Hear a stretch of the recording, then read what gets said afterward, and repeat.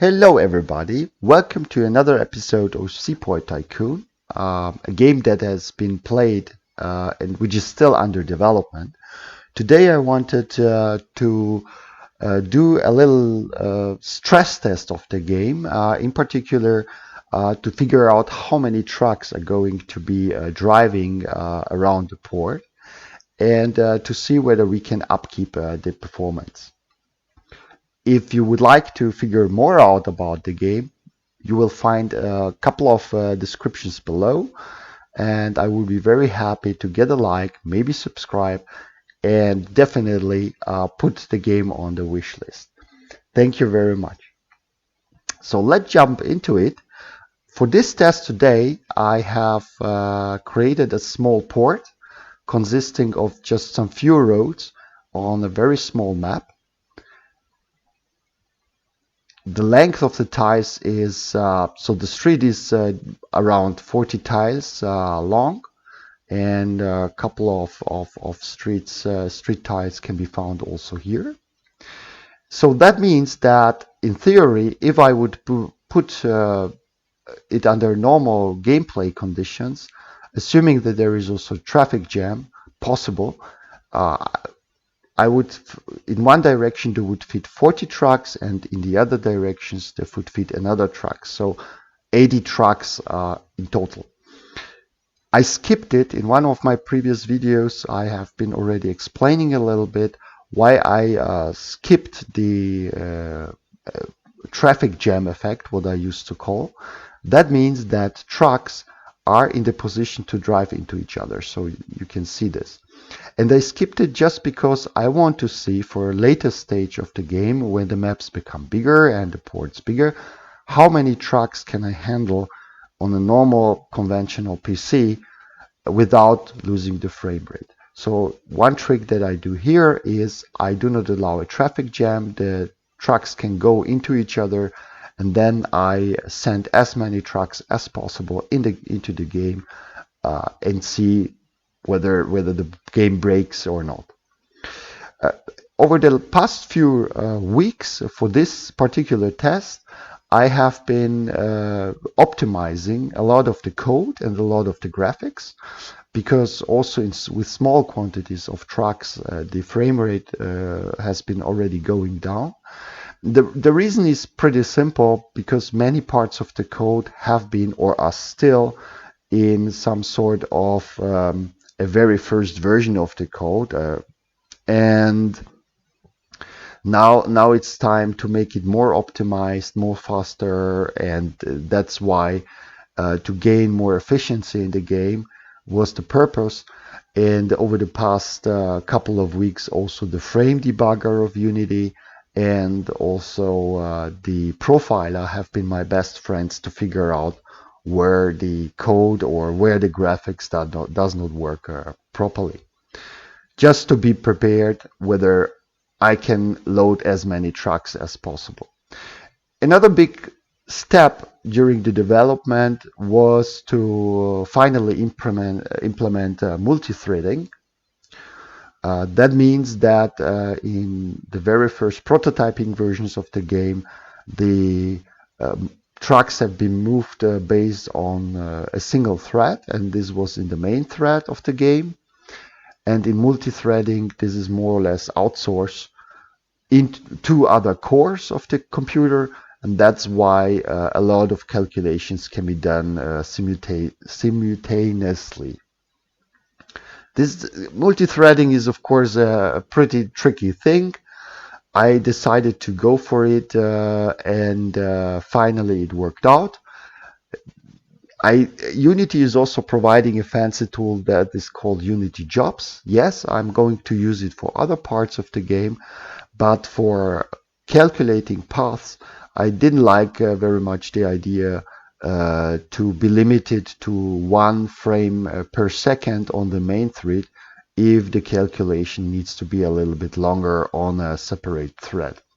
So that means that if the game on the main thread is running fast enough with 60 frames per second, and I know I can do a calculation in a parallel world, I do not have a problem if the calculation takes, I don't know, 3 frames per second, and then I can throw back the results on the main thread and on the truck that is going to be moved. This will be definitely an issue on bigger maps that become much more bigger than this one, where the number of ties or roads is definitely bigger.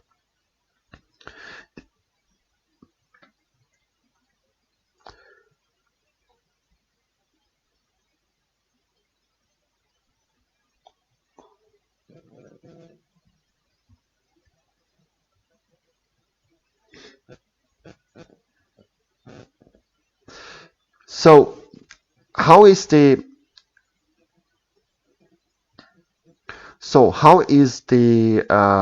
navigation set up? Just to bring you some ideas, but given we are running a test, I have already started to launch some trucks into the game. At the moment, I have 35 trucks in my port, what is very fancy and very small number. And in this test, I'm going to push it to the limits, or at least try to push it to the limits until the game breaks. So let's do it by adding some truck offices. So in the game, it works something like that there is a head office of the port, and then as additional office buildings, there is a series of different buildings that can trigger different functions. So in this case, the truck office handles the trucks, which have the responsibility to bring in new containers that are considered to be then shipped to we are considered to be transferred to the ship, and then the ship can leave. So with adding a number of truck offices, I can increase the number of trucks that are incoming. So the player is in the position to directly influence how many container trucks are coming in. There are also some other buildings in the game, but let's keep it for later or for other videos to check out all the functionalities of the port.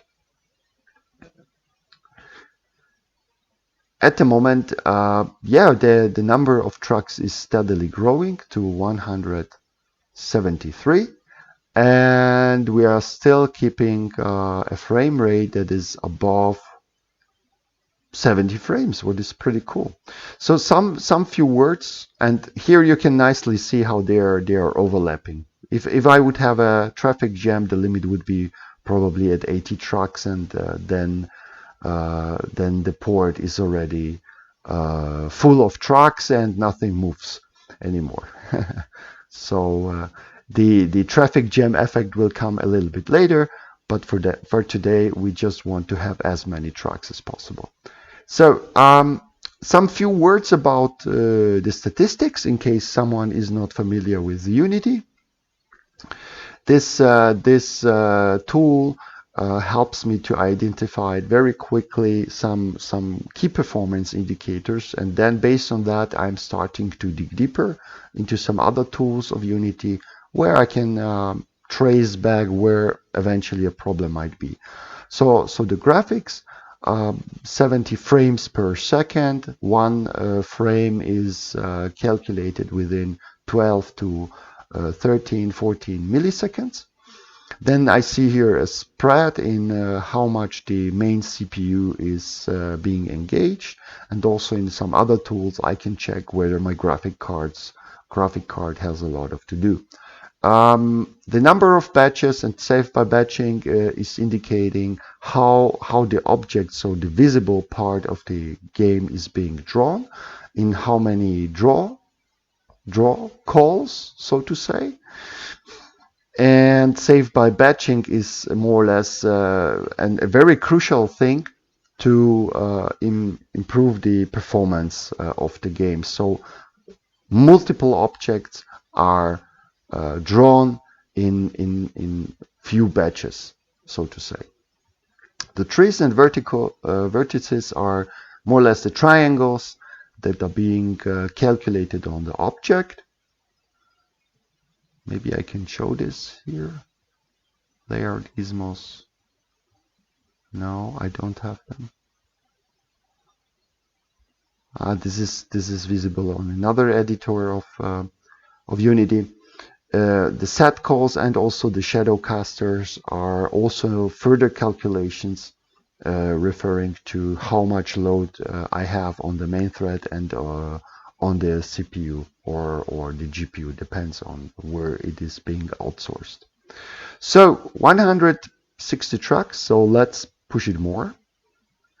Let's add additional ones.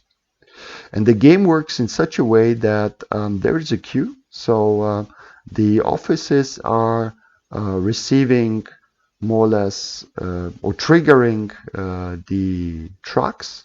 That means that they are generating the demand to invite trucks to come into the port.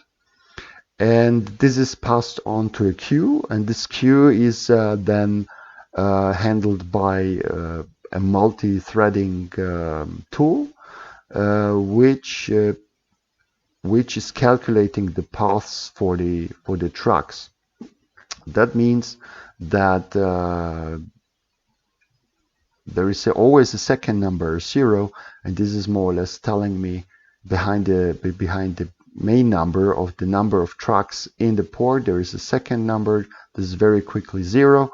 This is telling me how many trucks are being taken out from the order book, so to say, and have been thrown at the multi-threading where a path has been allocated.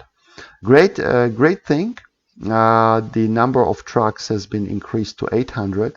In case someone is carefully observing the frame rate, this is sometimes dropping because we started with 30 trucks, and of course the game did not load more than 30 or 40 trucks into the memory. And then if I start to launching queries for 900 trucks, constantly there have to be copied more trucks into the game. So at the moment we are probably running at 900, 950 objects, and this would be also visible on the memory usage and CPU usage as well. Multi-threading, some few words, how this is set up.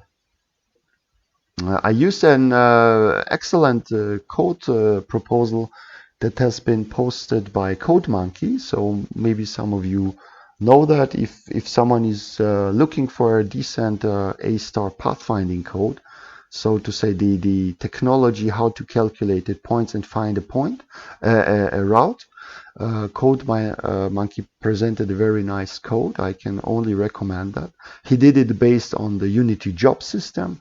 I converted it into conventional multi-threading, and it still works, but the code is super fast, and so that's why I'm giving credit to this YouTuber, because he's really good, and he has also plenty of games on Steam, so buy it, support him. He's doing really a good job.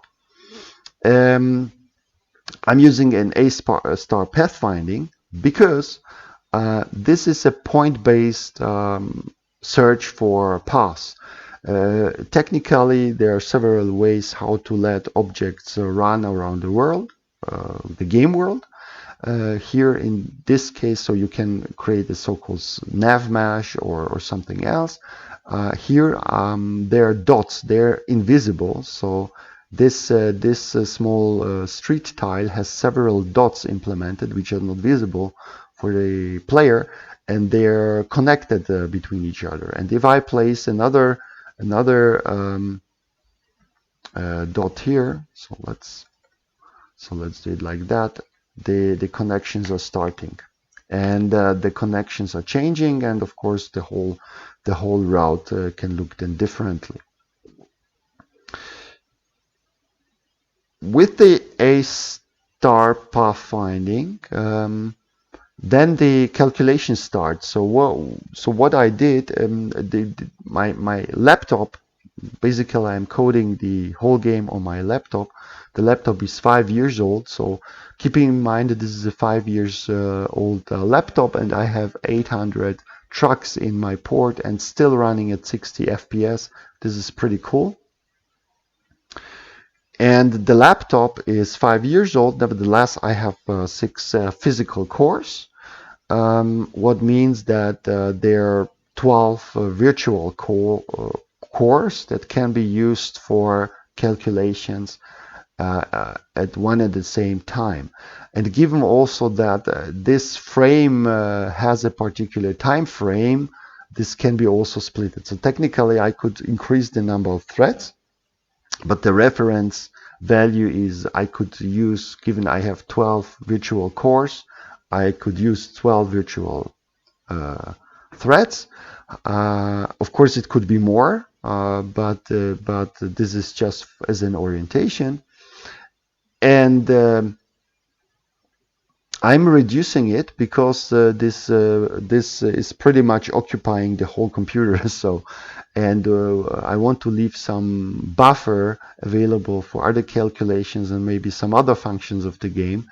So that's why I'm taking the number of virtual cores and then dividing it by 2 and then subtracting some cores, so that at the end of the day the game ends up in minimum with 1 additional thread. So all the machines, players with all the machines that have at least 1 or 2 physical cores should have this function available, that multi-threading is possible. And I think today all computers have it, so I have no doubts. The RAM usage can go up to 7.5 gigabytes so far, what I could figure out, but I'm quite sure this can be also tweaked, and maybe it will be more or less. Let's figure it out for the final version of the game. So we are at 850. Let's do it a little bit more. It looks still good.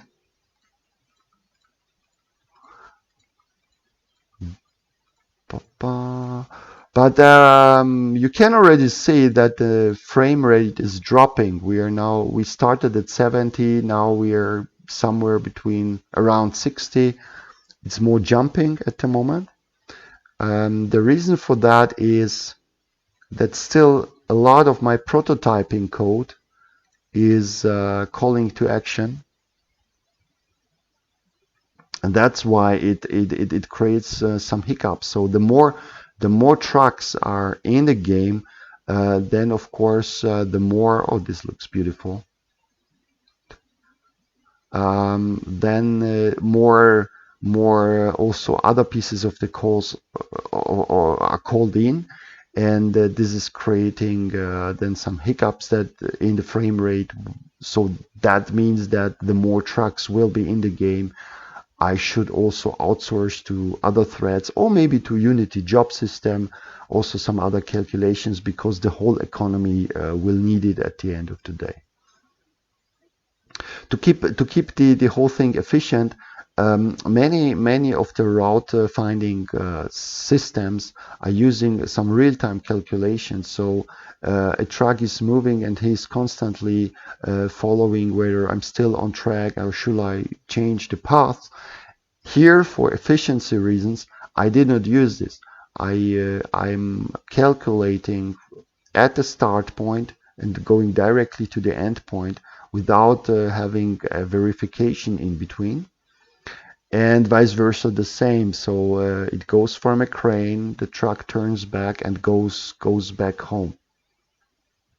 We are now at 1400 and the frame rate is dropping. Great. So that means that in case the player will change the map or something like that, the path could be not broken. The truck will go still keep further driving, and this is what will be then resolved at the later stage of the development of the game by making those waypoints, the waypoints will inform the truck whether the path is still okay or not. So that means that this will also come with the traffic jam option, that where the truck will know whether he should stop and recalculate its route again. So this is at least the plan. Let's see. We are dropping, but we are at 1,700 trucks at 40 FPS. We are having 600,000 vertices, what is I think pretty cool. But if I get closer, it moves up to millions, because I am displaying then a nicer truck. But if I go out, this is a LOD approach, then level of detail. So here it's just a cube, and then if I zoom in, it's a nice truck. I will have to change it, so this performance will definitely change. But the more I zoom out, the more the less visible parts will be less precise, and this should be also done on the favor of the game. So let's see whether we can hit 2,000 trucks, and then we will leave it there. Come on, come on, come on. So if one truck office handles 30 trucks, let's see. Yes, we have hit 2,000 trucks. Well, that's pretty great. So I think I will leave it at that point. I hope you liked it. I hope you could see how a game developer is struggling sometimes, although the tests have been done. But seriously, I have been preparing this for 2 weeks to make it done. Otherwise, what in debugging phase was happening was something like that the trucks did whatever they wanted to, and my debugger here below, you can see it was going crazy. But now it's stable. I'm pretty happy about that. And yeah, I really hope you liked it. The work on the game continues. Please hit the like button, put the game into your wish list on Steam. It would be super helpful. And leave your comments if you liked it. And yeah, see you next time. Thank you very much for watching. Bye.